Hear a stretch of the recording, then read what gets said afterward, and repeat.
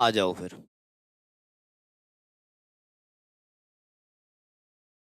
बिल्कुल हम लाइव हैं, आपको नोटिफिकेशन मिला है तो आइए सरकार, कर लेते हैं आपसे चर्चा की शुरुआत।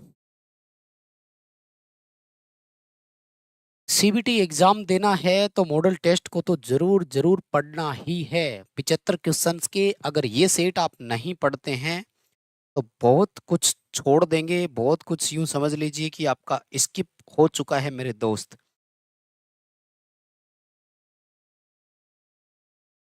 ठीक है, तो आइए शुरू करते हैं। और आई होप कि आपके यहाँ भी प्रॉपर अब स्टार्ट हो गया होगा। कर लेते हैं आपसे चर्चा की शुरुआत। सीबीटी एग्जाम के लिए important question electrician first year का है ये। और हम आपको ओरिजिनल पेपर दिखा रहे हैं, 29 अगस्त 2024 फर्स्ट शिफ्ट का ये पेपर है। और हम इसमें 75 क्वेश्चंस के तीनों सेट करेंगे और प्रॉपर तरीके से इनको पढ़ेंगे। आई होप कि आपको ये बहुत अच्छे से समझ में भी आ जाएंगे। आइए एक बार प्लीज क्लास को अपने दोस्तों के साथ शेयर कर दीजिए भाई। ठीक है ना, 1-2 मिनट ऊपर नीचे हो जाती है, थोड़ा वेट कर लिया करो। ये हमारे जैसे रोहितास है जयपुर से, भाई राजस्थान से बिलोंग करते हो आप, तो कम से कम हमारे लिए इतना थोड़ा पैसेंस तो रख लो, 1-2 मिनट में कुछ नहीं होता रोहितास बाबू। ठीक है, शुरू हो गया। ये तो कह रहा है स्पीड से पढ़ाओ। स्पीड से क्या मतलब है ये बताओ। आना हाना पढ़ना है फिर तो ये पूरा हमने आपको मॉडल टेस्ट के रूप में दे ही रखा है ऐप में। टेस्ट सीरीज वो मॉडल टेस्ट वाली, उसमें से आपको ये सारे के सारे मिल जाएंगे क्वेश्चंस, वहां से पढ़ लो। फिर एक्सप्लेन करना जरूरी हो जाता है बाबू, एक्सप्लेन नहीं करेंगे तो आपको पता कैसे लगेगा। दूसरी बात, जब एक्सप्लेन नहीं करेंगे तो आप ही बोल दोगे कि ऐसे तो आंसर हमें ही दिख रहे हैं सामने। क्वेश्चन के जब जड़ तक नहीं पहुंचोगे कि ये इसका उत्तर क्यों आया, तब तक किस चीज का कैसे पता लगेगा आपको। करवाने में 5 मिनट में 25 क्वेश्चन हल करवा दूंगा आपको, फिर ऐसे में मतलब क्या है। धीरे धीरे बोलते हैं भाई, अभी बोलने की स्पीड ऐसी है। आप फिर एक काम करना, अभी इस लाइव क्लास को छोड़ जाओ और क्लास कंप्लीट होने के बाद देखना, क्योंकि बाद में यूट्यूब आपको स्पीड डबल करने का ऑप्शन देता है। ठीक है ना भाई। आपने विकास दिव्य कीर्ति जी की या तो वीडियो फिर देखी नहीं है, जो दृष्टि आईएएस के सर है, उनकी स्पीड देखो। खैर आइए शुरू करते हैं जी। Mahesh good evening. ओके, आइए शुरू करते हैं। पहला सवाल देखो, ट्रेड थ्योरी से शुरू करेंगे। 38 क्वेश्चन है और अच्छा रिस्पॉन्स आपका चाहिए। प्लीज एक बार क्लास को शेयर कर दो, फर्स्ट ईयर वाले बच्चों तक पहुंचाना आपकी जिम्मेदारी है। पहुंचाइए मेरे दोस्त, क्लास पहुंचाइए दोस्तों तक, फिर हम आपके साथ आगे और बढ़ेंगे। और सीबीटी एग्जाम तक मैं ऐसे ही क्लास दूंगा, बस आपको चैनल से जुड़े रहना है। पहला सवाल देखो क्या करे, यदि किसी सीरीज परिपथ में एक प्रतिरोधक ओपन हो जाए तो क्या होगा। बहुत इंपॉर्टेंट क्वेश्चन बता रहा हूँ, इसका वो डायग्राम देकर भी सवाल पूछ सकता है। यहाँ से एक नहीं दो क्वेश्चन बनते हैं। ओपन सर्किट में हमेशा ओपन प्रतिरोधक के सिरे पर सदैव सप्लाई के बराबर वोल्टेज होती है, यानी कुल आपूर्ति वोल्टेज खुले प्रतिरोधक के आर पार दिखाई देगी। मान लीजिए कि वो एक डायग्राम रेजिस्टेंस यहाँ बना करके दिखाए, एक रेजिस्टेंस यहाँ पर बना करके दिखाएं, एक रेजिस्टेंस यहाँ पर दिखाएं। ठीक है ना, और आपको लिख करके दे दे 10 ओम 10 ओम 10 ओम, R1 R2 R3, यहाँ पर लिख दे 100 वोल्ट, और आपसे पूछे कि R2 के सिरों पर बताइए वोल्टेज का मान कितना है। आ सकता है मेरे दोस्त ऐसा सवाल। अगर नए प्रश्न उसने पूछे ना इस बार, होश उड़ जाएंगे। पढ़ लो थोड़ा सा ध्यान से, हल्का सा एक्स्ट्रा ध्यान देना है। इसी क्वेश्चन की मैंने डायग्राम बना दिया थ्योरी का, बस थ्योरेटिकल क्वेश्चन को वो डायग्राम के रूप में पूछ रहा है। तो बताइए सवाल कर पाएंगे कि नहीं, मुझे इस क्वेश्चन का आंसर दो आप। ये रहा क्वेश्चन आपके सामने, कीजिए, देखते हैं तैयारी कितनी है। घबराने की जरूरत नहीं है कि अरे ये क्या आ गया, नहीं, चीजें वही है जो आपने पढ़ रखी है। आइए अगले सवाल पर। जो नॉर्मल क्वेश्चन है उनको मैं खुद जल्दी करवा दूंगा, स्किप करवा करके भी देखो। रेजिडुअल सर्किट ब्रेकर, शॉर्ट में हम लोग इसको आरसीसी भी बोलते हैं, ये ईएलसीबी का सुधरा हुआ रूप है। तो ये लीकेज करंट से बचाव करता है हमारे लिए, नाम से पता लग रहा है ना। रेजिडुअल करंट सर्किट ब्रेकर, अवशिष्ट धारा, ये है अर्थ लीकेज सर्किट ब्रेकर, दोनों एक ही बात है। ठीक है, तो उससे हमें बचाव करती है, protection from the electric shock, leakage current से बचाव करती है, विद्युत झटके से बचाव करती है। अब जिनका पेपर है उन्होंने उत्तर नहीं दिया भाई। 28 जुलाई को पेपर है, दौलत यादव आपका, मेरे उस सीरीज वाले सर्किट जो डायग्राम मैंने बनाया उसका उत्तर दो। रोहितास आप करो उत्तर, बताओ। अब आंसर दीजिए ना भाई, जब आप यहाँ तक आए हैं तो ये आपकी भी जिम्मेदारी है। क्वेश्चन को बहुत अच्छे से पढ़ो, पता तो लगे क्या कहते हैं। अगला सवाल देखो, ये पहले आ चुका है। पीड़ित की किस स्थिति को कोमा कहते हैं। देखो भाई, कोमा का मतलब होता है, हमें देखने को लगता है कि यार बंदा तो ठीक ठाक है, लेकिन उसमें किसी तरह की हलचल नहीं होती है, बोलता नहीं है, बात करने से ही या दस्त खो बैठता है। यानी पूरी तरह से संवेदनहीन होकर लेटे रहना, बस चुपचाप पड़ा है, किसी से कोई मतलब नहीं है, ना बात करनी ना पहचाननी किसी से, हल्के झपकता है ये वो सारी चीजें, लेकिन बोलता नहीं है कुछ भी। पूरी तरह से बेहोश होकर लेटे रहना और बुलाने पर जवाब नहीं देना। ठीक है ना, संवेदनहीन होकर लेटे रहता है और जवाब नहीं देता है। जैसे आप जवाब नहीं दे रहे हो भाई, जितने बच्चे जुड़े हुए हो कम से कम उस सीरीज डायग्राम वाले का उत्तर तो कर दो। सवाल पीछे निकल गया तो कोई बात नहीं, जो बच्चा बाद में देख रहा है प्लीज करना, वीडियो को पीछे कर लेना, लेकिन मुझे उस क्वेश्चन का आंसर जरूर देना क्योंकि वो पेपर के लायक क्वेश्चन है। आ जाओ अगले सवाल पर। ये वैसे मैंने एक पहले भी आपको 75 क्वेश्चन का करवाया था, तो उसमें भी था ये। वो कह रहा है कि ये बैटरी चार्जर का डायग्राम हमने आपको दिखाया है, और इसमें ये जो फाइन सिलेक्टर स्विच लगा रखा है ना, ये वाला फाइन सिलेक्टर स्विच, इस सिलेक्टर स्विच का काम क्या है? देखो, ये ट्रांसफार्मर है आपका, और ये ट्रांसफार्मर की प्राइमरी वाइंडिंग है, ये है ट्रांसफार्मर की सेकेंडरी साइड। हम सेकेंडरी साइड में जितने टर्न सेलेक्ट करेंगे ना, आउटपुट वोल्टेज उतना ही मिलेगा। और ये लगा हुआ है आपका ब्रिज रेक्टिफायर 4 डायोड में, तो रेक्टिफायर एसी को डीसी करता है। इनपुट एसी बढ़ेगी तो आउटपुट डीसी बढ़ेगी, उसी के अकॉर्डिंग चार्जिंग करंट बदलेगा। यानी हम ट्रांसफार्मर के टर्न सेलेक्ट करते हैं, उससे सेकेंडरी साइड का वोल्टेज प्रभावित होता है, और उसी से हमारी चार्जिंग करंट प्रभावित होती है। ठीक है, सिलेक्शन ऑफ करंट रेटिंग, ये आ जाएगा इसकी जगह सवाल। ठीक है, आगे चलें। ओके जी भाई, हाय हेलो नमस्कार राम राम सब स्वीकार कर लिए मैंने। क्वेश्चन आपको भी समझ में आ रहे हैं तो साथ साथ उत्तर करते जाओ। बहुत इंपॉर्टेंट क्वेश्चन है, याद करना, पेपर वाले दिन इनमें से बहुत देखने को मिल जाएंगे आपको। ओरिजिनल पेपर हम दिखा रहे हैं आपको, जो कि पेपर में आते हैं ऐसे क्वेश्चन, और पढ़ लो इसको। अपने ना बहुत सारे क्वेश्चन प्रीवियस पेपरों से रिपीट होते हैं, इसलिए उनको तो आप जरूर पढ़ा करो। खास तौर से सवाल देखो क्या करे, आवेश की इकाई क्या है। मेरा सवाल है कि आवेश का सूत्र क्या है, बताओ जिन जिन को याद है। आवेश की इकाई कुलाम होती है, याद रखना है सबको। लेकिन गुलाम नहीं हो तो इसकी दूसरी एक और इकाई होती है, और वो होती है एम्पियर सेकंड। क्या होती है? Ampere second. क्योंकि गुलाम को क्यू से दर्शाते हैं, और क्यू बराबर होता है आईटी। तो पेपर में ये भी आ चुका है, ध्यान रख लेना। निम्न में से कौन सा विद्युत की मात्रा है? चार्ज को क्वांटिटी ऑफ इलेक्ट्रिसिटी, विद्युत की मात्रा भी कहा जाता है। और विद्युत की मात्रा ज्ञात करने के लिए क्या होता है? धारा इंटू समय। ये पेपर में आया हुआ सवाल है। ठीक है ना, current into time, voltage into time. ठीक है ना, करंट इंटू वोल्टेज, ऐसे करके फॉर्मूला बना करके सवाल पूछ सकता है आपसे। पढ़ लेना इसको भी, क्यू बराबर आई टी। और ये आपसे इस फॉर्मूले पर न्यूमेरिकल भी कभी पूछ सकता है, अभी तक तो नहीं है, लेकिन क्या इस बार पता नहीं जोड़ ही दे। तो ध्यान रखना, ये जो समय है ना आपका, ये सेकंड में होना चाहिए। मान लीजिए वो आपको ये कहे कि एक सर्किट में से 5 एम्पियर की धारा 5 मिनट में प्रवाहित होती है, बताइए उसका आवेश कितना है? तो आपको 5 × 5 नहीं, आपको 5 × 60 रखना है। 5 × 5 × 60, समय सेकंड में होना चाहिए, ये आपको ध्यान रखना है। ठीक है ना, मात्रक एम्पियर नहीं होता, एम्पियर सेकंड होता है। यूनिट को हिंदी में मात्रक बोलते हैं, यूनिट बोल दो, इकाई बोल दो, मात्रक बोल दो, एक ही बात है भाई। अगले सवाल पर आइए। ये रिपीट हुआ है, मैं पहले करवा चुका हूँ, उसी में से आया है। क्वाइल्ड कॉइल जो फिलामेंट लैंप होता है ना, उसका फायदा क्या है? देखो, क्वाइल्ड कॉइल करने से लंबाई बढ़ जाती है, रेजिस्टेंस लंबाई के समानुपाती है, हीट जो है वो रेजिस्टेंस के सीधे समानुपाती है, लाइट आउटपुट यानी जो प्रकाश है वो हीट के सीधे समानुपाती है। 900 डिग्री सेंटीग्रेड से ऊपर जैसे ही तापमान जाता है तो ऊष्मा कम और प्रकाश ज्यादा होने लग जाता है, इसलिए वो हमें लाइट देने लग जाता है, और हीट उसकी कम हो जाती है। जितना ज्यादा प्रतिरोध उतनी ज्यादा ऊष्मा, ऊष्मा जितनी ज्यादा तो उतना ही जल्दी हमें प्रकाश मिलता है।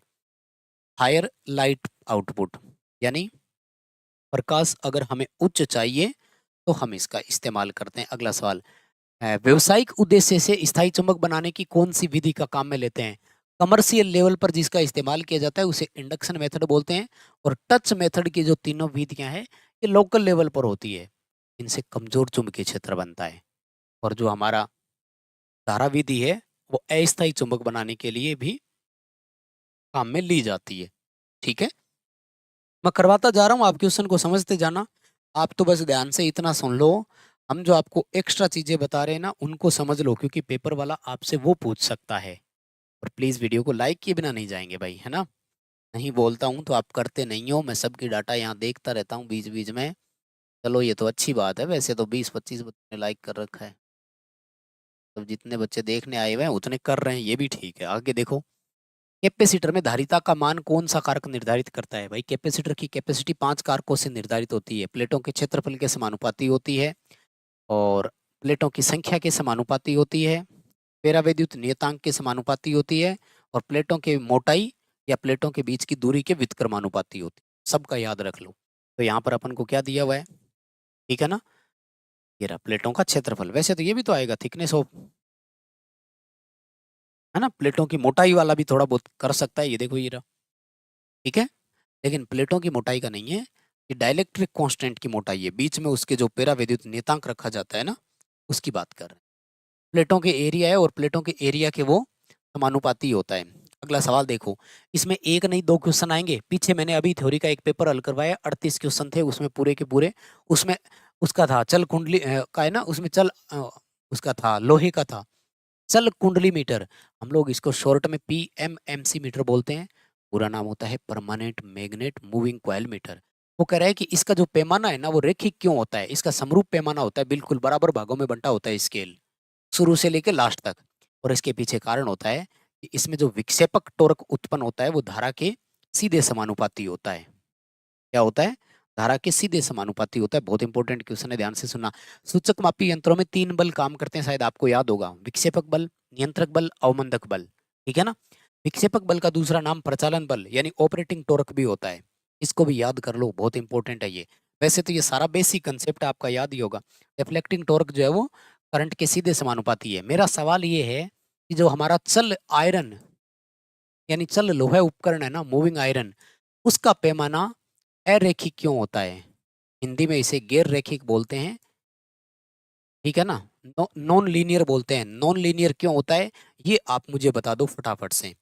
प्लीज मेरा आपसे 2 निवेदन है, इस क्लास को आप अपने दोस्तों तक शेयर जरूर करेंगे, उन तक पहुंचाइए ताकि वो भी इन पेपर्स को देख सकें। ओरिजिनल पेपर देखने से फर्क पड़ता है थोड़ा सा। और बाकी ऐप में हमने आपको मॉडल टेस्ट सीरीज बना करके दी है, और साथ में आपके ITI के फ्री टेस्ट भी अवेलेबल है, उनको भी अटेंड कर सकते हैं। ध्यान से सुना, 2 चीजें हैं। मॉडल टेस्ट सीरीज अलग है, ये ITI CBT सेक्शन पर क्लिक करोगे तो मिलेगा। फ्री टेस्ट जो है वो फ्री क्विज पे क्लिक करोगे तो मिलेगा। डिस्क्रिप्शन में लिंक है, ऐप डाउनलोड कर लीजिएगा। प्रैक्टिस करना है, इसी तरह के क्वेश्चंस वहाँ हमने डाल करके दिए हैं आपको, लिख करके दिए हैं आपको, उससे प्रैक्टिस कर लो। सवाल अभी तक मैंने 2 पूछे हैं, दोनों ही का आंसर नहीं आ रहा। भाई पता नहीं आप क्या पढ़ते हो, मुझे तो समझ से बाहर है। अगर ये सवाल मैं मेरे कंपटीशन एग्जाम वाले बच्चे जो भर्ती परीक्षाओं की तैयारी कर रहे हैं उनसे पूछूं ना, तो वो फटाफट कर देते, ठीक है। और ये अपना कमेंट डिलीट कौन करता जा रहा है? अपने आप ही कर रहा है। ठीक है भाई, बहुत बढ़िया। आ जाऊं अगले सवाल पर। अ, अनुचुंबकीय कौन सा है? पेरा को हिंदी में अनुचुंबकीय बोलते हैं। इसमें कौन कौन आएगा? वायु आ सकता है। वायु के अलावा और ऑप्शन आपको ध्यान में रखना है। चांदी आ सकता है, इसके अलावा प्लेटिनम, सोडियम, मैग्नीज, ये सारे के सारे इसी में ही आते हैं। जल और गिलास ये आपके आते हैं डाया, ग्लास बोल रहा हूँ, कांच, ठीक है। डाया यानी प्रति चुंबक में आता है। और स्टील आपका लोहे चुंबक में आता है, यानी फेरोमैग्नेट की श्रेणी में आता है। बताओ सवाल समझ में आ रहा है क्या? मुझे लगता है साधारण क्वेश्चन है, लेकिन बहुत बढ़िया तरीके से आपको समझना है। भाई ये सोल्डरिंग आयरन वाली तो है ना, 6 विधियां होती है, सबको याद कर लो। डिप सोल्डरिंग का क्या उद्देश्य है? ठीक है, डिप सोल्डरिंग होती है PCB पर जब हमें सोल्डरिंग करनी हो तब, ठीक है। डिप सोल्डरिंग है, छोटी सोल्डरिंग के लिए इस्तेमाल की जाती है, ठीक है। अट्रैक्ट स्लोली, किसका आंसर कर रहे हैं भाई ये? वंडर लस्ट, क्या नाम लिख रखा है इसने, पता नहीं। मैंने ये पूछा था आपसे, है ना, मूविंग आयरन का पैमाना गैर रेखिक क्यों होता है, मैंने ये पूछा था आपसे, ठीक है। और नेक्स्ट देखो, कह रहा है कि आपको चित्र में एक लैंप दिखाया गया है, बताइए इसका क्या है। तो मैं आपको बताता हूँ। High pressure mercury vapour lamp जो होता है ना, इसके 3 प्रकार होते हैं। क्या आपको तीनों के नाम याद है? मर्करी आर्गन लैंप होता है, मर्करी आर्गन टंगस्टन लैंप होता है, और मर्करी बायोनेट कैप होता है। पहचान बताता हूँ, सुनना। एम बी प्रकार वाले में यहाँ पर दो टोपी निकली हुई रहेगी, ऊपर टोपी नहीं होगी, वो होगा मरकरी बायोनेट केप। हमारे ये जो 100-200 वाट वाले इनकेंडिसेंट लैंप होते हैं ना, इनमें दो पिन लगने के लिए रहती है, वो बायोनेट केप कहलाता है। तो बायोनेट केप की पहचान के लिए इधर ध्यान दे लेना, दो दिखेगा आपको, ठीक है। अगर मैं मरकरी आर्गन टंगस्टन की बात करूँ ना, तो यहाँ पर एक स्विच जोड़कर इधर एक है ना टंगस्टन का फिलामेंट और लगा देंगे, जो स्टार्टिंग करने के काम आएगा, इनकेंडिसेंट लैंप के जैसे स्टार्ट करेगा।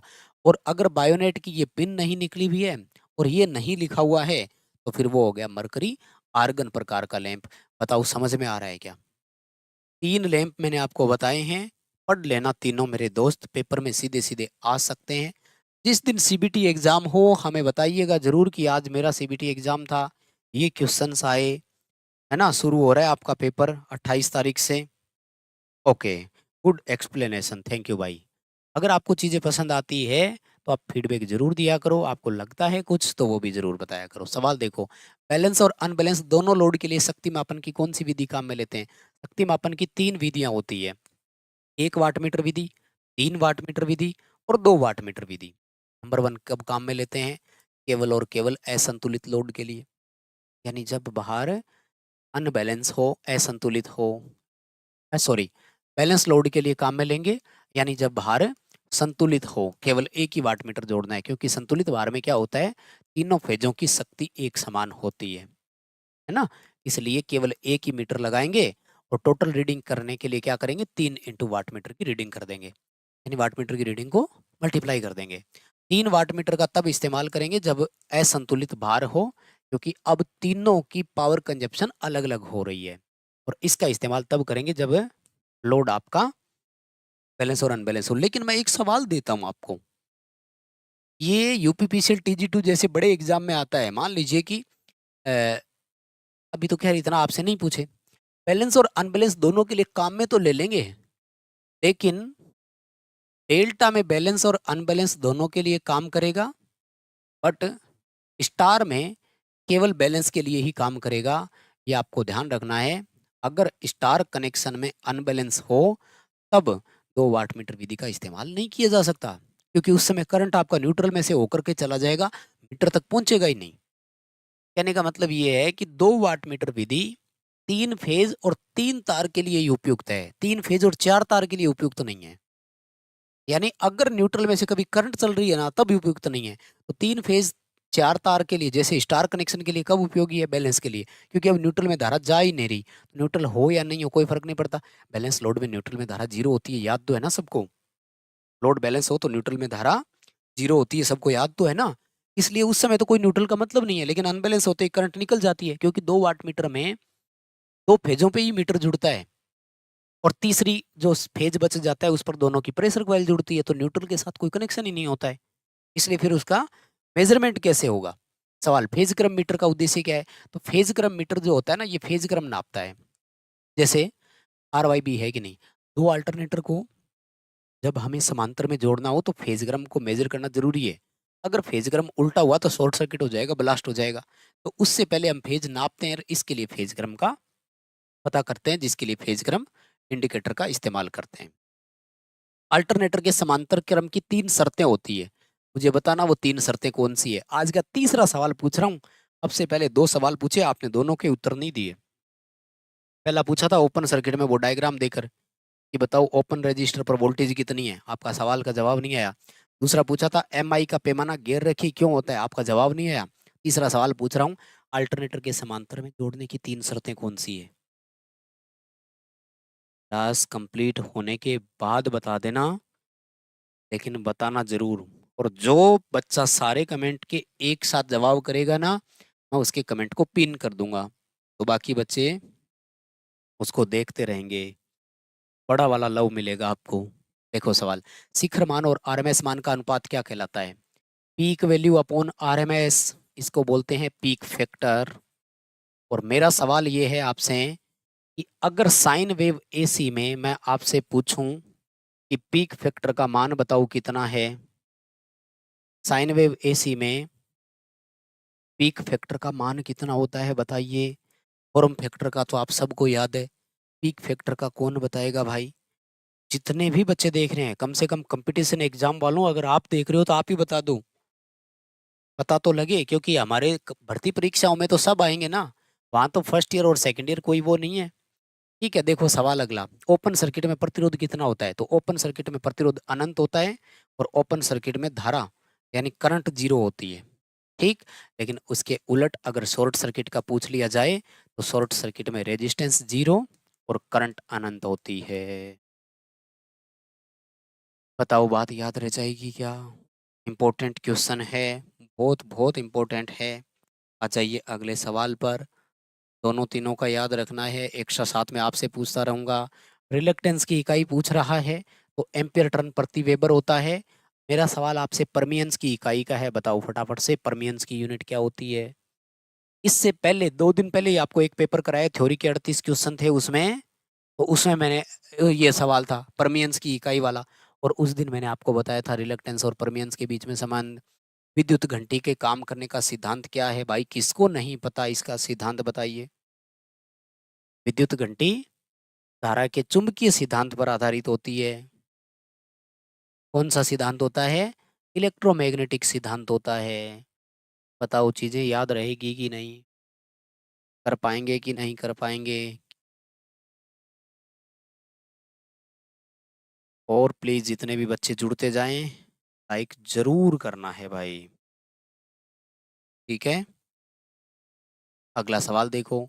वायरिंग इंस्टॉलेशन में सर्किट डायग्राम का उद्देश्य क्या है? देखो वायरिंग में अपने डायग्राम बनते हैं total 4, circuit diagram, wiring diagram, layout diagram, installation diagram.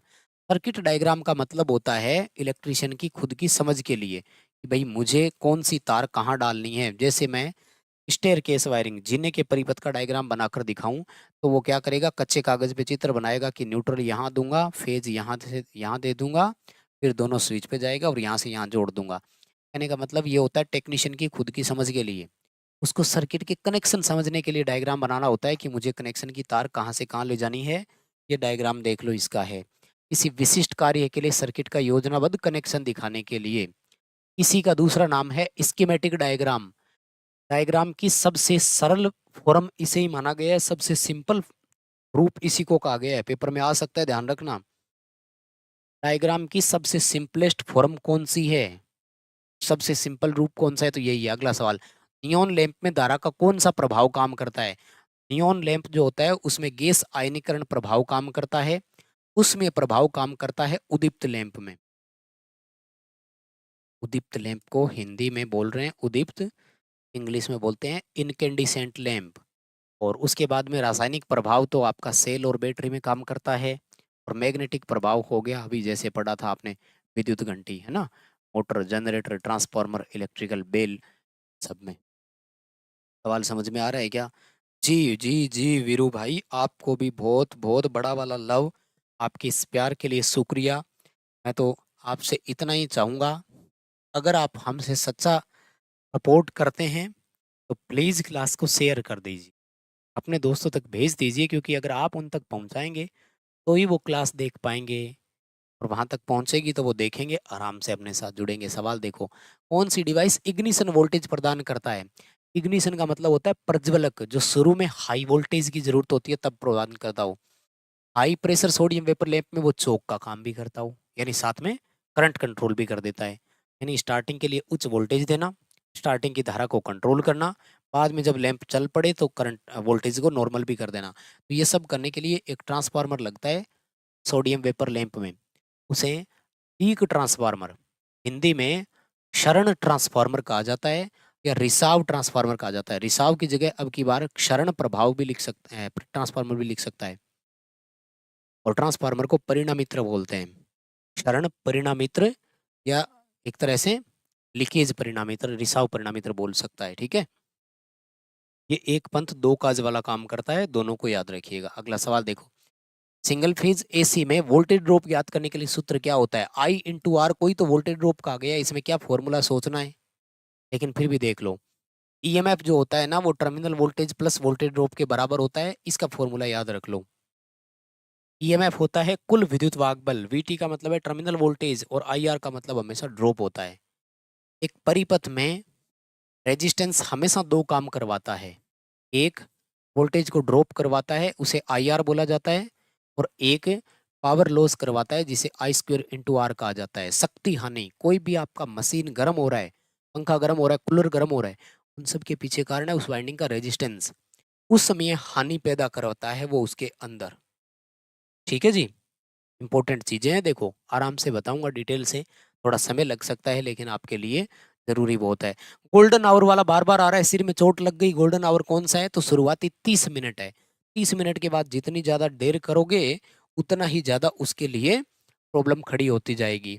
Multimeter से कौन सी राशि हम सीधे नहीं नाप सकते? मल्टीमीटर से हम लोग वोल्टेज नाप सकते हैं, करंट नाप सकते हैं, रेजिस्टेंस नाप सकते हैं। मल्टीमीटर से कंटिन्यूटी का मेजर भी किया जा सकता है, मल्टीमीटर से पावर नहीं नापा जा सकता। शक्ति का मापन मल्टीमीटर से नहीं किया जा सकता है, ध्यान रख लेना। इजी सा क्वेश्चन है, समझ में आपको आ जाएगा। ठीक है जी, कोई समस्या नहीं है। आ जाओ अगले सवाल पर। सोलर सेल में शीर्ष परत के रूप में कौन काम करता है? सोलर सेल की टॉप परत सिलिकॉन की होती है। सोलर सेल की जगह वो आपको PV सिस्टम भी लिख करके दे देगा, तो उसको भी ध्यान रख लेना। ठीक है जी, नॉर्मल वाले क्वेश्चन है, आपको समझ में आ जाएंगे, लेकिन इनको पढ़ लो जरूर, है ना। बार बार हम आपको इन चीज़ों पर फोकस करवा रहे हैं, सारे पुराने पेपर हम आपको हल करवा रहे हैं, तो ये चीज़ें आपको बतानी पड़ेगी, है ना। और रोहतास भाई वो, हाँ राजस्थान से आप हो, मैं राजस्थान से हूँ, तो कम से कम हमारी सपोर्ट में, है ना। उधर लाइव है तो वहां जाकर भी कमेंट करिए आओ कि जी वीके नॉलेज पर भी लाइव है फर्स्ट ईयर का, आ जाओ। क्या, मैं तो आपसे यही चाह रहा हूँ कि आप वहां भी भेज ही रहे होंगे बच्चों को जा करके। देखो सवाल, गैस टाइट विस्फोटक स्थापना के लिए किस प्रकार का कंड्यूट इस्तेमाल करते हैं? यानी जहां गैसीय सिस्टम की वायरिंग हो वहां पर किस प्रकार की पाइप का इस्तेमाल करते हैं? यानी गैस में पाइप कौन सी काम में लेंगे, कहने का मतलब विस्फोट ना हो जाए, गैस रिसाव नहीं हो जाए, फट ना जाए, ब्लास्ट ना हो जाए, तो वहां पर हम लोग कठोर स्टील कंड्यूट पाइप काम में लेंगे। क्या बोलते हैं उसे? कठोर इस्पात कंड्यूट बोलते हैं, रिगिड स्टील कंड्यूट। ठीक है जी, आ जाओ अगले सवाल पर। ट्रांसफार्मर में मैक्सिमम एफिशिएंसी की शर्त क्या है? तो again and again question repeat हुआ है। जब तांबा हानि लोहे हानि के बराबर हो जाए, शुद्ध हिंदी लिखवा देता हूं, ध्यान से देख लो। जब तांबा हानि लोहे हानि के बराबर हो जाए तब एक ट्रांसफार्मर अधिकतम दक्षता पर काम करता है। ट्रांसफार्मर की दक्षता होती कितनी है? तो 95 से 98% तक बता दिया करो। अधिकतम दक्षता का मतलब क्या है कि 95, 96, 97, 98 दे रहा है। जिस कंडीशन में दोनों हानियां बराबर होगी ना, उस समय 98 दे रहा होगा, यानी ये वेरी करने की बात कर रहा है, ठीक है ना, परिवर्तन करने की बात कर रहा है, चीजें बदल जाती है तब। इसका इंग्लिश लिखकर नाम अब की बार बदल करके दे सकता है, तो ध्यान से सुनना। कॉपर लॉस को परिवर्तित हानि बोलते हैं, यानी वेरिएबल लॉस बोलते हैं, और आयरन लॉस को कांस्टेंट लॉस बोलते हैं। इसलिए हो सकता है कि इस बार आपको ये लिख करके दे दे, variable loss is equal to constant loss. ठीक है ना, परिवर्तित हानि जब स्थिर हानि के बराबर हो जाए तो ऐसा होता है। आइए अगले सवाल पर। ट्रांसफार्मर जो डिस्ट्रीब्यूशन वाला होता है उसकी सेकेंडरी स्टार में क्यों होती है? फटाफट से अपना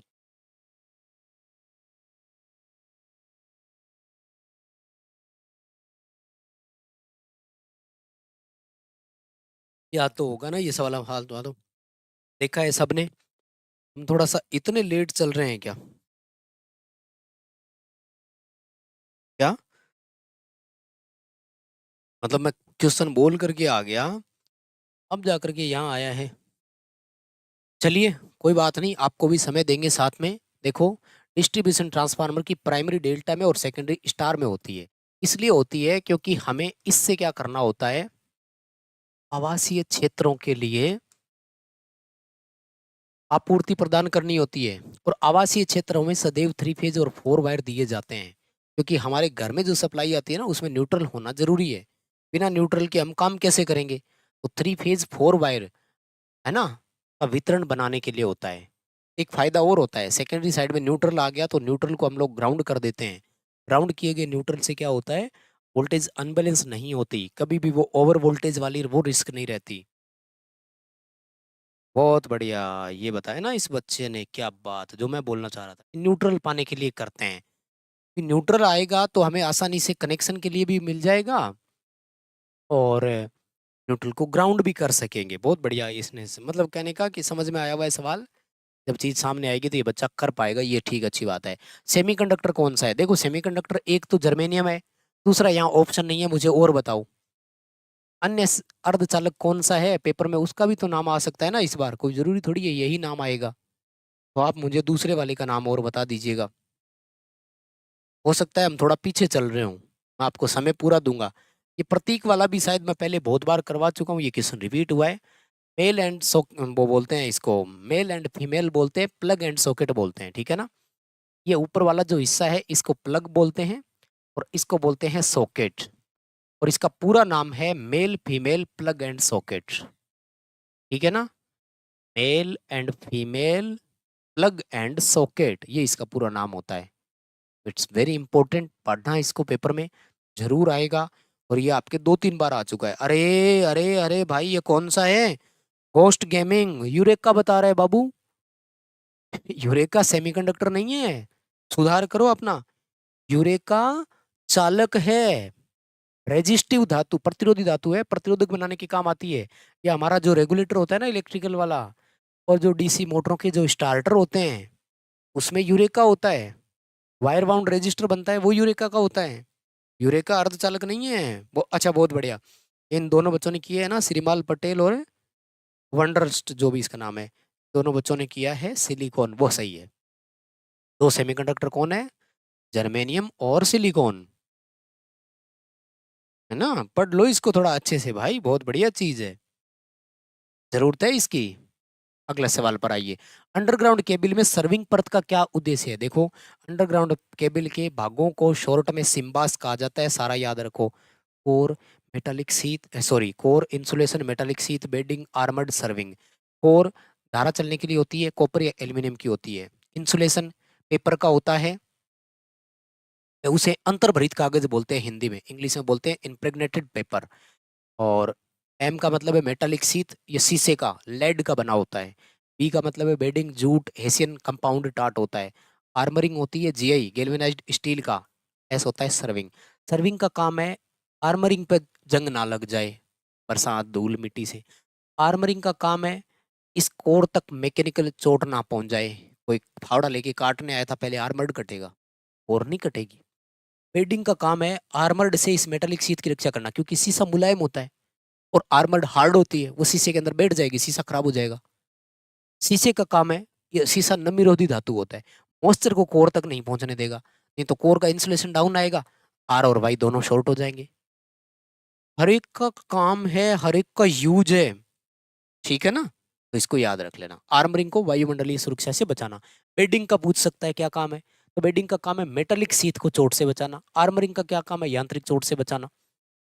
केबिल के काम वाला एक पढ़ करके अच्छे से याद रखो, उसमें से वो आपसे पूछेगा ही पूछेगा। नेक्स्ट सवाल, एकीकृत उपकरण कौन सा है? देखो इंस्ट्रूमेंट वाले में से आ रहा है, एक टेजेंट गैल्वेनोमीटर का याद रख लो, स्पर्श ज्या गैल्वेनोमापी का, बहुत इंपॉर्टेंट है, वो आपका एब्सोल्यूट कहलाता है। और एक एकीकृत का याद रख लो, एकीकृत की जगह दूसरा नाम लिखा हुआ आ सकता है, समाकलन यंत्र, और इसको बोलते हैं ऊर्जा मीटर, ठीक है। और ये रहा आपका निरपेक्ष, कौन सा है? निरपेक्ष मापी है। निरपेक्ष को इंग्लिश में क्या बोलते हैं? टेजेंट गैल्वेनोमीटर बोलते हैं। दोनों का याद रखना, वेरी वेरी इंपॉर्टेंट। अगला सवाल, तापमान वृद्धि के साथ प्रतिरोधक का मान बढ़ता है तो उसे क्या बोलेंगे? उसे बोलेंगे पीटीसी। क्या बोलेंगे? पीटीसी, पूरा नाम होता है पॉजिटिव टेम्परेचर कोफिशिएंट, और पीटीसी को सेंसीटर कहा जाता है। वेरिस्टर को कहा जाता है वीडीआर, जिसमें वोल्टेज बढ़ने से प्रतिरोध घटता है। एलडीआर का पूरा नाम होता है लाइट डिपेंडेंट रेजिस्टर, जिसमें लाइट पड़ने पर प्रतिरोध घटता है। थर्मिस्टर को कहा जाता है एनटीसी, नेगेटिव टेम्परेचर कोफिशिएंट। चारों विशेष प्रकार के प्रतिरोधक है, चारों को याद रखिए, बहुत इंपॉर्टेंट है, ठीक है जी।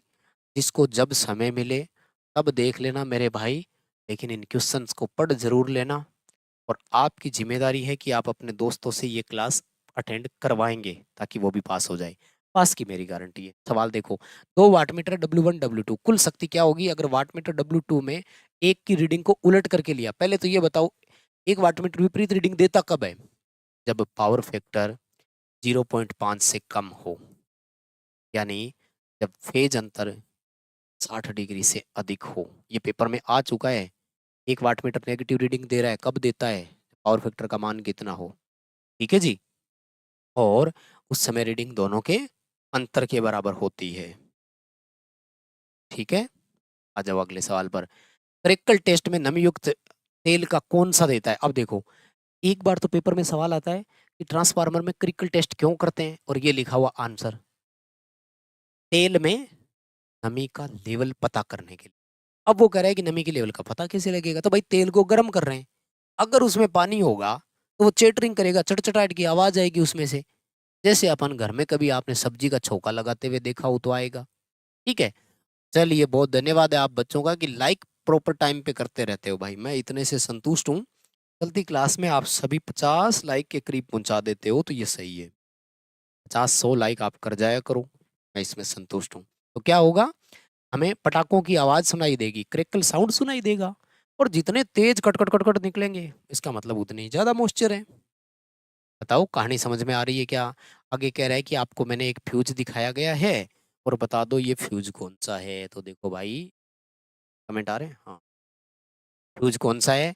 तो ये वाला सिस्टम देखते ही आपको याद रखना है, ये है HRC फ्यूज। मेरा सवाल ये है कि इसका पूरा नाम बताओ क्या है,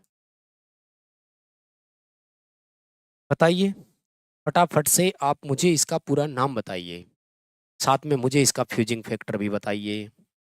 ये सवाल आते हैं पेपरों में, छोड़ूंगा नहीं मैं आपको, एक एक चीज रटवाऊंगा, एक एक चीज याद करवाऊंगा, हमें सीधा नहीं भागना है। HRC का पूरा नाम पूछ रहा हूं मैं आपसे।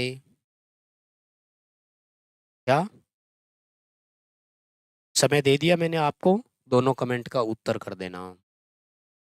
हाई रप्चरिंग कैपेसिटी, ये लो पूरा नाम। ठीक है, और इसका फ्यूजिंग फैक्टर और बता दो मुझे। बहुत बढ़िया बहुत बढ़िया, रोहितास का भी उत्तर आया, बाकी बच्चों का भी आ गया। RC समांतर परिपथ में लाइन करंट का फॉर्मूला क्या है? देखो वैसे तो ये क्वेश्चन मैं अब से पहले 3 बार करवा चुका हूँ, फिर भी आपको बताता हूँ। हमारे 3 सर्किट बनते हैं, ध्यान रखना। पहला है RC, तो इसमें फॉर्मूला होगा IR की स्क्वायर और IC की स्क्वायर का अंडर रूट। दूसरा होता है RL, इसमें IR स्क्वायर प्लस IL की स्क्वायर का अंडर रूट होगा। तीसरा है RLC, इसमें होगा IR की स्क्वायर प्लस IL सार्वनुपात IC की होल स्क्वायर और फिर अंडर रूट। लेकिन सरकार, अगर वो आपको क्लियरली मेंशन करके दे दे कि IL IC से ज्यादा है, देन यहाँ पर माइनस का निशान लगेगा, सार्व अनुपात का नहीं लगाना। एंड दूसरा, वो ये कह दे कि IL से IC ज्यादा है, तो फिर IC पहले रखोगे, IL बाद में रखोगे। मतलब इस साइड पर आपको वो रखना है जिसकी संख्या ज्यादा हो, और बीच में माइनस का निशान लगाना है जब क्लियरली मेंशन कर रखा हो। हाँ, नहीं लिखे तब IL को यहाँ लिख दो और यहाँ सार्व अनुपात का निशान, जो साइन वेव AC का निशान है, वो बना दो। पांचों तरीके के सवाल को याद रखो, मैंने आपको एक नहीं 5 बताए हैं। उम्मीद कर रहा हूँ कि आपको बहुत बढ़िया से आता है, और वेरी गुड, इस बच्चे ने फ्यूजिंग फैक्टर का मान भी किया है। 1.11 होता है, 1.1 से 1.2 लिख रहा है शायद वो, नहीं, 1.11 ही लिखना है और पूरा इतना ही लिखना है। चित्र में अनुसार गीजर के यू बैंड का उद्देश्य क्या है? देखो ये गीजर का टैंक दिखाया है इन्होंने, ठीक है ना, और गीजर के टैंक में ये जो मुड़ी हुई पाइप है ना, ये क्यों दिखाई है? दरअसल ये ड्रेन पाइप होता है यहाँ से, ठीक है ना, लेकिन ये उसके ड्रेन को रोकने के लिए होता है। जब नॉर्मल कंडीशन में हो तो ये उसको ड्रेन नहीं होने देगा, पानी को रोकने का काम करता है ये, ठीक है ना, प्रिवेंट वाटर ड्रेनिंग, वाटर के ड्रेनिंग सिस्टम को ये रोकता है, पानी को ड्रेन नहीं होने देगा नॉर्मल वे में। ठीक है ना, चलो भाई, हो गया कंप्लीट थ्योरी के 38 क्वेश्चन। अब आ जाइए वर्कशॉप कैलकुलेशन एंड साइंस के। इसके सवालों को वैसे मैंने करवा रखा है, एक क्लास ऐसी दी थी जिसमें 5 पेपरों का निचोड़ करवा करके दे रखा है। अब आपने देखा कि नहीं देखा भाई, वो तो फिर शायद मुझे याद नहीं है आपने देखा कि नहीं, तो मैं फटाफट से रिवीजन करा देता हूँ। तृतीय ऑर्डर का लीवर कौन सा है? लीवर को हिंदी में बोलते हैं उत्तोलक, और उत्तोलक हमारे होते हैं 3 प्रकार के, फर्स्ट, सेकंड और थर्ड। ठीक है ना, पहला वो होता है जिसमें बीच में फलक्रम होता है, एक तरफ भार उठता है, एक तरफ प्रयास लगाते हैं। तीसरा वो होता है जिसमें प्रयास हम बीच में लगाते हैं, एक तरफ फलक्रम होता है और आगे भार उठता है, जैसे हमारा चिमटा। बीच वाले हिस्से से पकड़ते हैं ना चिमटे में अपन, तो चिमटे को इंग्लिश में फोरसेप्स बोलते हैं। हिंदी क्या है इसका? चिमटा। जैसे तराजू है, तो तराजू जो है वो फर्स्ट ऑर्डर लीवर कहलाएगा, प्रथम प्रकार का है। सामान ढोने वाली गाड़ी होती है ना जैसे, उसमें क्या होता है कि बीच में यहाँ पर वजन होता है और एक तरफ हम लोग प्रयास लगाते हैं और एक तरफ वो। इनों को याद रखो, एक बार पढ़ लो, इनमें से एक क्वेश्चन जरूर पेपर में आपको देखने को मिल ही जाएगा। ठीक है जी, आ गया समझ में? आगे चलूं? देखो जल्दी जल्दी करवा रहा हूँ, मुझे नहीं लगता कोई प्रॉब्लम है क्या। जितना आपका सिस्टम चल रहा है उसी हिसाब से अपने परफेक्ट चल रहे हैं, है ना। सवाल देखो फटाफट से। शायद सबका सही चल रहा होगा। और क्या चाहिए बताओ? 40 मिनट में हम वर्कशॉप कैलकुलेशन तक पहुंच गए। 38 क्वेश्चन थ्योरी के करवाए हैं ना। अगर एक एक करके उसी में और एक्सप्लेन करते तो 1 घंटा लग जाता है थ्योरी वाले अकेले में ही। देखो अगला सवाल, उष्मा की एसआई इकाई क्या है? एसआई इकाई उष्मा की जूल होती है, कोई प्रॉब्लम नहीं है। उष्मा के अलावा कार्य की भी यही होती है और ऊर्जा की इकाई भी यही होती है। कार्य, ऊर्जा और उष्मा, इन तीनों की इकाई एक समान होती है। इसको थोड़ा सा याद कर लेना और अच्छे तरीके से पढ़ लेना। बताओ भाई, ठीक है। और उष्मा के लिए फॉर्मूला क्या है? शाबाश, बहुत बढ़िया। ये किसने लिखा है? हाँ, उस बच्चे ने, I²RT। तो ये हम पहले लिख चुके हैं ना। जल की विशिष्ट उष्मा का मान कितना है? कई होता है। मेरा सवाल ये है कि किस ताप पर अधिकतम होता है? जल की विशिष्ट उष्मा मैक्सिमम कब होती है? किस तापमान पर जल की विशिष्ट उष्मा सर्वाधिक होती है? इस सवाल का आप जवाब दे दो तो मैं मान जाऊं आपको। और ये मैंने पहले करवाया हुआ है। वर्ग की भुजा कितनी होगी जब उसका क्षेत्रफल क्षेत्रफल 625 mm² हो? तो देखो, वर्ग को इंग्लिश में स्क्वायर बोलते हैं। स्क्वायर का क्षेत्रफल ज्ञात करने के लिए फॉर्मूला होता है भुजा की स्क्वायर, ठीक है ना। अब आपको भुजा ज्ञात करनी है तो क्षेत्रफल पर रूट लगा दो, यानी 625 का वर्गमूल निकाल दो तो 25 mm आ जाएगा। कितना आ जाएगा? 25 mm। मैंने सवाल क्या पूछा था? जल की विशिष्ट उष्मा सर्वाधिक किस तापमान पर होती है? किसी को याद नहीं है, मान लो पेपर में आ जाए तो क्या होगा बताओ? ये अमित विश्वास एक बच्चा है, अपने उत्तर कर रहा है 100 डिग्री सेंटीग्रेड बोलना चाह रहे हो क्या? अगर 100 डिग्री सेंटीग्रेड बोल रहे हो तो गलत है। जितने भी देख रहे हो ना, अगर क्लास लाइव कंप्लीट होने के बाद अटेंड करो तो जितने क्वेश्चन पूछे हैं सबके उत्तर देना। याद ही नहीं है किसी को, सवाल बहुत गलत होते जा रहे हैं आपके। दशमलव भिन्न को प्रतिशत में बदलना है। देखो, जब प्रतिशत में बदलना हो ना तो उसको 100 से मल्टीप्लाई किया जाता है तो 45.6% हो जाएगा। क्या? 45.6% हो जाएगा। अगला सवाल, दशमलव भिन्न को साधारण भिन्न में बदलो। साधारण भिन्न बनाते समय क्या करना है? पॉइंट हटा करके उसमें हजार का भाग दे दो उसमें। 10 से 100, 1000, 10,000 का। तो यहाँ देखो 1 2 3 4 5 6, तो जितनी जीरो हटाएंगे उतना ही नीचे, पॉइंट के बाद हटाएंगे उतनी नीचे जीरो लगा दो, ठीक है। हाँ, अगला सवाल देखो। बस इतना ही था, ड्राइंग आ गई। तो ड्राइंग वाले मैंने आपको अभी तक नहीं करवाए हैं एक साथ, इसलिए इस क्लास वाले अच्छे से पढ़ लेना। अलग से मैंने स्पेशल ड्राइंग के कोई सारे एक साथ नहीं कराए। आयाम की पहचान करनी है, सही डायमेंशन किस में दी गई है। देखो, हमारे जब भी माप दिखानी हो ना तो ड्राइंग में माप दिखाने के लिए ये फॉर्मूला सबसे बेस्ट यही होता है कि यहाँ तीर का निशान बनाओ और माप जो है ना वो ऊपर लिखो, बस इतना सही है। इसमें क्या गलती कर रखी है? माप को बीच में लिख रखा है, ये सही नहीं। इसका मतलब पहला तो गलत है, पहला ऑप्शन गलत है। दूसरे में भी देखो, यहाँ तो ऊपर लिख दिया लेकिन यहाँ बीच में लिख रखा है, ठीक है। तीसरे वाले में देखो, यहाँ ऊपर लिख रखा है लेकिन यहाँ बीच में लिख दिया, तो फिर तो चौथा ही सही होगा। हाँ, यही है। ये देखो, इसमें भी ऊपर लिख रखी है और यहाँ भी ऊपर लिख रखी है, ठीक है। और एक और ध्यान में रखना, यहाँ साइड वाले में लिखो तो ऐसे नहीं लिखना है जैसे यूँ लिखा हुआ है, नहीं, इधर से आएंगे फिर ऐसे ही लिखना है। ये सही है, ये गलत है ना। कंफ्यूज भी कर सकता है वो इस बार। ड्राइंग के ऊपर तो लिखे लेकिन ये टेढ़े की जगह सीधा दिखाए, तो यहाँ भी बच्चे कंफ्यूज हो सकते हैं। अगला सवाल, सामग्री के पारंपरिक प्रतीक को पहचानिए। भाई ये है ना, जल, लकड़ी, कांच, स्टील, इनके 4 डायग्राम आ रहे हैं बार बार। मेरे दोस्त, एक बार इन चारों को जरूर पढ़ लो यार, एक बार इन चारों को जरूर पढ़ लो। ये है आपका स्टील, लकड़ी का भी आ जाएगा, मैं दिखा दूंगा। त्रिभुज का पहचान करना है। देखो, यहाँ 90 डिग्री बन रहा है ना, समकोण त्रिभुज है। समकोण त्रिभुज को इंग्लिश में क्या बोलते हो आप लोग? क्या बोलते हो? राइट एंगल, समकोण, समकोण त्रिभुज हिंदी में लिखा हुआ है। दिखाए गए सामग्री के पारंपरिक प्रतीक की पहचान करो। ये देखो ये फिर आ गया, तो ये लकड़ी का ही है, ठीक है ना, ये रहा लकड़ी। कागज, पानी, स्टील, कांच, लकड़ी, इन सब का एक बार थोड़ा सा अच्छे से और पढ़ लेना, बहुत काम आएगा। मानक अभ्यास के रूप में कौन सा शीर्षक ब्लॉग की स्थिति है? टाइटल तो हमें यही लिखना होता है ना, सही तो है फिर। हाँ यही सही है। ड्राइंग शीट आपने आईटीआई में तैयार की होगी, तो आपका नाम, roll number, year, instructor name सारा इसी कॉलम में तो लिखते हैं। टाइटल पूछ रहा है तो टाइटल यहीं लिखा जाता है हमेशा, इसी कोने में, ऊपर नहीं लिखते हैं, गलत हो जाएगा। इस कोने में भी नहीं लिखेंगे, गलत हो जाएगा। इस कॉर्नर में भी नहीं लिखेंगे, राइट हैंड में बॉटम में लिखा जाता है। ड्राइंग अभ्यास के अनुसार कौन सा ड्राइंग आयाम सही है? ड्राइंग की माप आपको बतानी है।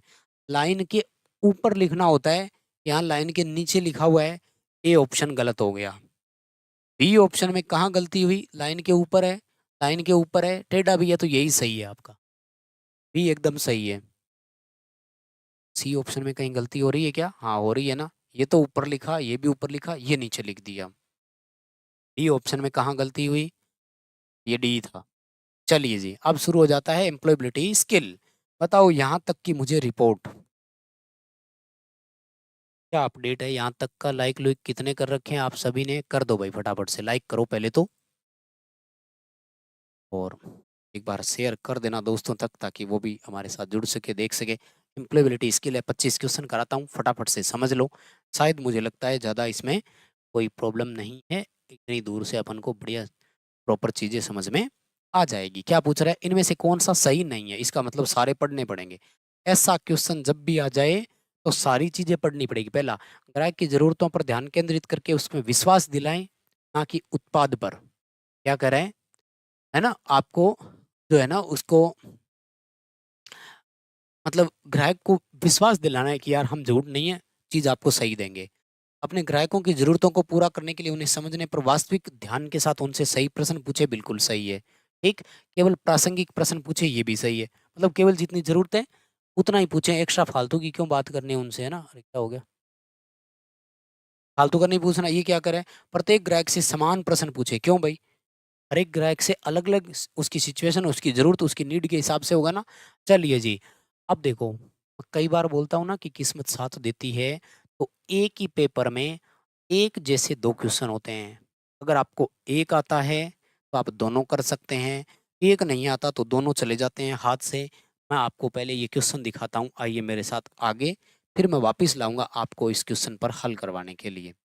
इसी पेपर का हल करवा रहा हूँ, देखो, ताकि बाद में जब क्वेश्चन सामने आए तो गलती नहीं हो, कोई ये ना बोले।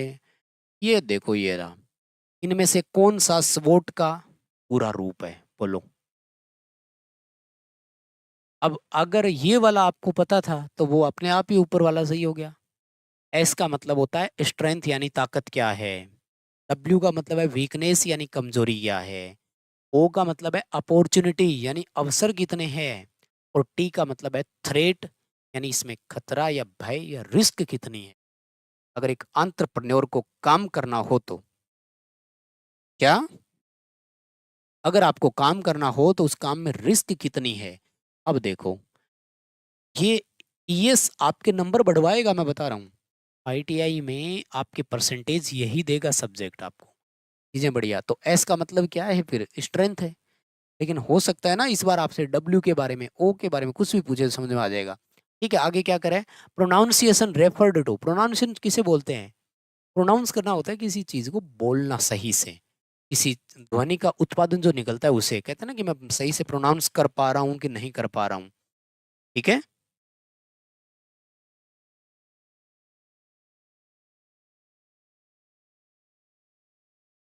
अगला सवाल देखो, किसी की त्वचा का रंग आय को लेकर अलग तरह से व्यवहार किया जाता है तो हम इसे डिस्क्रिमिनेशन बोलते हैं। मतलब काला गोरा वाला ये जो भेद किया जाता है, इसको इंग्लिश में डिस्क्रिमिनेशन बोलते हैं, हिंदी में रंग भेद कहा जाता है।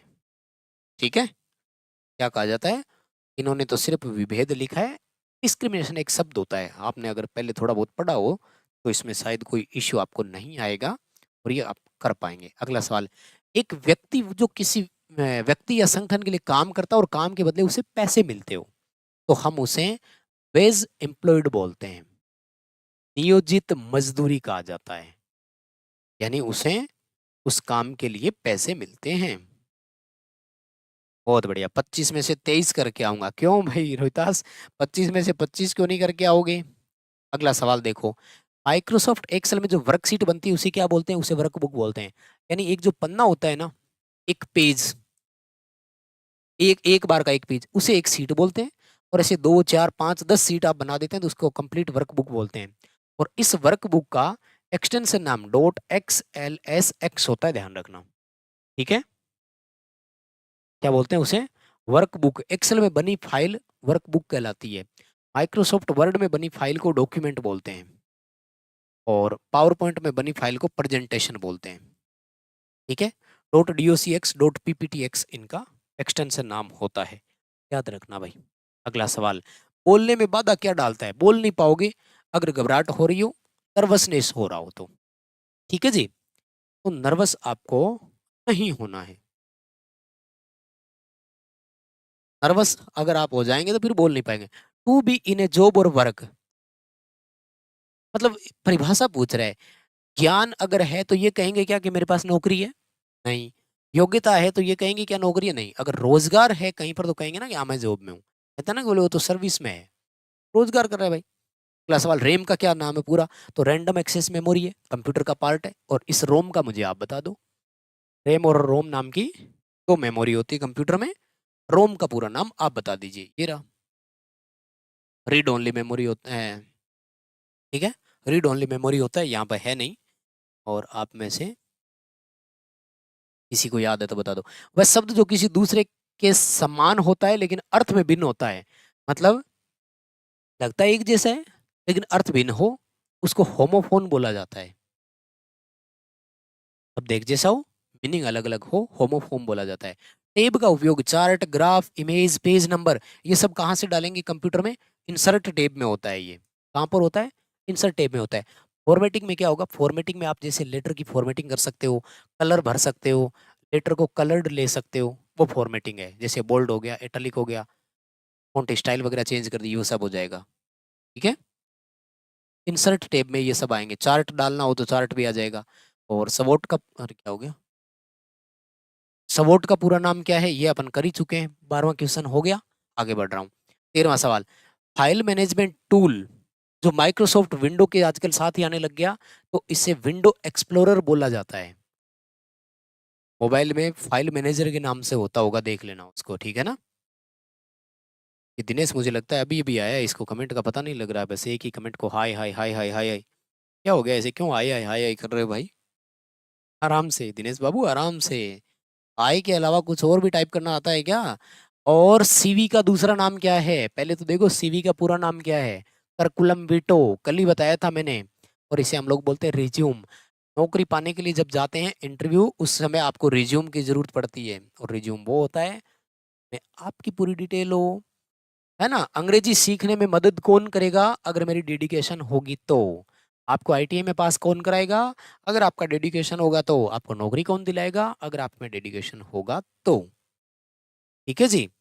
मोटर व्हीकल के लिए भी भाई, मोटर व्हीकल के लिए भी यही काम आ जाएगा। एम्प्लॉयबिलिटी स्किल फर्स्ट ईयर की सबकी सेम है। एंट्री लेवल जॉब का मतलब क्या होता है कि यार अभी अभी मैंने तो उसमें स्टार्ट किया है, मतलब जूनियर हो सबसे ज्यादा, सबसे निचले लेवल की पोस्ट पर हो फिलहाल के लिए। इट इज ए स्टार्टिंग, अभी जॉब की मैंने शुरुआत की है, जूनियर लेवल पर मैं नौकरी कर रहा हूँ, उसे एंट्री लेवल जॉब कहा जाता है। और टाइम मैनेजमेंट क्या है? तो टाइम मैनेजमेंट का मतलब होता है समय पर अपना काम पूरा करते हैं हम लोग उसे, ठीक है ना।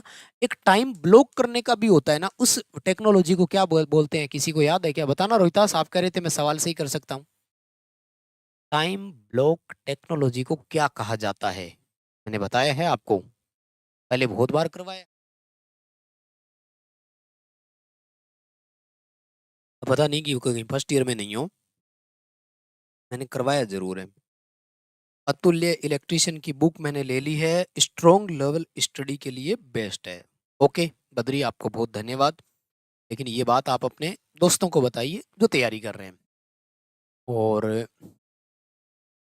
स्ट्रोंग लेवल तो देना ही है। देखो नॉर्मल लेवल तो सब बच्चों को याद है। अब अगर जैसे इसमें मैंने थ्योरी के 38 क्वेश्चन करवाए थे, वो 38 क्वेश्चन अगर किसी भर्ती परीक्षा के पेपर में आ जाए तो 100 में से 100 मेरिट जाएगी फिर आपकी। इसका मैंने कुछ सवाल पूछा था आपसे, रोहतास है ओ, यहाँ वीडियो देख रहे हो कि निकल लिए? ओके, अभी याद नहीं है तो मैं बता देता हूँ, उसे पोमोडोरो कहा जाता है। उस टेक्नोलॉजी का नाम क्या है? पोमोडोरो कहा जाता है। ठीक है ना भाई? जिस दिन पेपर देख कर आओ मुझे व्हाट्सएप पे जरूर बताना। ये व्हाट्सएप नंबर यहाँ स्क्रीन पर चल रहे हैं, नीचे आप देखो। जरूर बताना कि आज मेरा पेपर था और ये ऐसे आया। और जब रिजल्ट आ जाए, आंसर की आ जाए, तो हमें अपनी आंसर की जरूर भेजना। ठीक है जी, कि ये मेरा आंसर है। आ जाओ अगले सवाल पर। स्मार्ट गोल के लिए एस का मतलब क्या है? ये भी तो मैंने बता दिया था ना आपको। एस का मतलब है स्पेसिफिक, ये रिपीट हुआ है शायद। एम का मतलब है मेजरेबल, अचीवेबल, है ना? और इन दोनों का भी था, अब टाइम पे याद नहीं आ रहा है। रिटेन और ऐसे करके था इस शब्द इनका, थोड़ा पढ़ना, ठीक है ना? Specific, measurable, achievable. ठीक है, इन दोनों का आर और टी का जिनको याद है टाइम पे लिख देना भाई प्लीज। बाद में भी आपके कमेंट को देखूंगा। और प्लीज जितने नए बच्चे जुड़ते जाएं, एक बार क्लास को लाइक जरूर कर देना। ऑनलाइन भुगतान नहीं है, कभी पेमेंट करी होगी ऑनलाइन, सबको याद ही है ना? कौन सी नहीं है बताओ? कौन सा पेमेंट वाला नहीं है? और लाइक तो नहीं करते हैं बिना कहे, ये तो इन बच्चों की कमजोरियां ही है भाई। बोलेंगे तभी लाइक करेंगे। 7 अगस्त को है श्याम का पेपर। कोई बात नहीं भाई, श्याम जिस दिन पेपर हो भेज देना, चाहे मैकेनिकल डीजल का हो चाहे इलेक्ट्रिशियन वाला का हो, मैं भेजना जरूर। ठीक है? तो देखो, गूगल पे से आप पेमेंट करते हो, फोन पे से भी आप पेमेंट करते हो, पेटीएम से भी करते हो, लेकिन इंडिया पे नाम का अभी कोई पेमेंट सिस्टम भारत में नहीं आया है। हालांकि भारत पे नाम से लोगों ने बनाने की कोशिश की थी, पर वो इतना ज्यादा कामयाब हुआ नहीं। फोन पे का जैसे लोगो यूज किया था और लोगों को अच्छा खासा रिफंड भी दिया था। ओके, उज्जवल का 31 को है। ठीक है उज्जवल, आप जरूर हमें बताइएगा जिस दिन आपका पेपर हो कि आज मेरा पेपर था और ये क्वेश्चन आए। और दोस्तों से कांटेक्ट में रहना, किसी दोस्त से भी पता लगे तो हमें बताना कि सर आज दोस्त का पेपर था और उससे बात हुई है और ये क्वेश्चन आए हैं, जरूर हमें भी फीडबैक आपको देना होगा। सवाल देखो, सभी धर्म या किसी धर्म के लोगों के साथ समान व्यवहार किया जा नहीं नहीं किया जाता है, उसे क्या कहते हैं? तो उसे सेकुलर देश कहते हैं, लिख ही दिया इन्होंने। धर्म निरपेक्ष कहा जाता है, जैसे हमारा भारत। हमारा भारत क्या है? धर्म निरपेक्ष देश है ना, सब धर्मों को एक समान रूप से यहाँ पर व्यवहार किया जाता है। पीपुल फ्रॉम ऑल रिलीजन और नो रिलीजन, यानी चाहे किसी धर्म से आते हो या किसी धर्म को नहीं मानते हो, सबको समानता का अधिकार यहाँ पर है। उसे धर्म निरपेक्ष देश कहा जाता है, सेक्युलर कंट्री कहा जाता है, जैसा कि भारत एक निर्धारित। तेज और सीधा चलना वाला हाव भाव क्या है? ये कैसा सवाल है भाई? क्या कह रहा है? तेज चल रहा है और अपना एकदम सीधा जा रहा है, तो पूरा कॉन्फिडेंस में भरा हुआ है अपने लेवल की, मुझे कहाँ जाना है, टारगेट दिख रहा है भाई उसको तो अपना। भाई आगे रास्ता भटक जाते हैं कि किधर मुड़ूं, वही तो लगता है ना ऐसे। ये अपने जो सिक्योरिटी चेकिंग वाले होते हैं कॉलोनी में, एंटर होते हैं कैसे पकड़ते हैं, पता लग जाता है अनजान आदमी एंटर तो कर गया कि अब जाऊं किधर उसको नहीं पता। लेकिन वही अगर उसको कहीं अपनी फिक्स जगह पर जाना हो तो उसको अपनी जगह पूरी याद रहती है, तो उसको आत्मविश्वास। अगला सवाल, द वर्ड वैन डिनोट क्या कर रहे हैं? देखो, वेन का मतलब होता है कब या जब, है ना? तो कब या जब हमेशा समय के लिए होता है। प्लेस के लिए क्या आएगा? प्लेस के लिए आएगा कहाँ, इंग्लिश में बोलेंगे उसको वेयर। ठीक है ना? चीज के लिए आएगा क्या, जिसको इंग्लिश में बोलेंगे व्हाट। पर्सन के लिए आएगा कौन, जिसको इंग्लिश में बोलेंगे हु, है ना? उसको इंग्लिश में क्या बोलेंगे? हु बोलेंगे। चलिए जी, राहुल का 1 अगस्त को पेपर है। बढ़िया राहुल, आप जरूर आपका अपना फीडबैक दीजिएगा। 1 तारीख को जब भी हो, 28 से शुरुआत हो रही है ना। और कौन सा एक साइबर अपराध है? ऑनलाइन जुआ सट्टा लगाते हो आप लोग, वो आपका जितना भी है साइबर ही है। और 24वां सवाल, जब आप ईमेल प्राप्तकर्ता के ईमेल एड्रेस में कहाँ जोड़ेंगे? ठीक है ना, इसकी कॉपी भेजना चाहते हैं। देखो अगर किसी को कॉपी भेजते हो ना तो इसे सीसी बोला जाता है। सीसी का पूरा नाम होता है कार्बन कॉपी। ये रिपीटेड चीजें हैं यार, मैं बार बार पढ़ा चुका हूँ। पीसीसी का मतलब होता है ब्लाइंड कार्बन कॉपी। क्या? Blind carbon copy. सीसी अगर करोगे, एक साथ एक मेल जब अनेक लोगों को भेजी जाती है तो इसे मेल मर्ज बोलते हैं। तो ये सबको दिखाएगा, ये सबको दिखाएगा कि आपके अलावा ये मेल और किस किस को पहुंचा, उसका सीसी होता है। और ब्लाइंड कार्बन कॉपी का मतलब होता है कि आपके अलावा जिस जिसको गया है किसी को नहीं दिखेगा। अब 7 बज गए, सेकेंड ईयर वालों का भी शेड्यूल लगाया हुआ है, जल्दी करो, ये 25वां क्वेश्चन आपके लिए है, लास्ट इस क्लास का सवाल। फिर सेकेंड ईयर वालों को भी क्लास देनी थी, उन पर भी चर्चा करेंगे। क्या पूछ रहा है? आधुनिक संचार का नवीनतम और प्रभावी साधन कौन सा है? तो ईमेल भेजना सबसे बढ़िया तरीका है। ऑफिशियल कम्युनिकेशन इसे कहा जाता है। कहीं से कोई कंपनी से रिप्लाई वगैरह नहीं आया किसी है ना, तो उनको ईमेल करो, फटाफट से वो करेंगे। ओके, कीर्तन आपका 29 को है भाई, सबसे पहले मुझे लगता है फिर आप ही हमें दे पाओगे फीडबैक। जरूर देना। प्लीज क्लास यहीं रोक रहा हूँ, लाइक के बिना नहीं जाएंगे, बहुत मेहनत लगती है। हो सकता है तो दोस्तों के साथ शेयर करो, चैनल को आप भी सब्सक्राइब करो, दोस्तों से भी करवाइए। डिस्क्रिप्शन में लिंक है, इलेक्ट्रीशियन फर्स्ट ईयर के लिए मॉडल टेस्ट सीरीज अवेलेबल है, उसको ज्वाइन कीजिए और प्रैक्टिस कीजिए। बहुत धन्यवाद, शुक्रिया।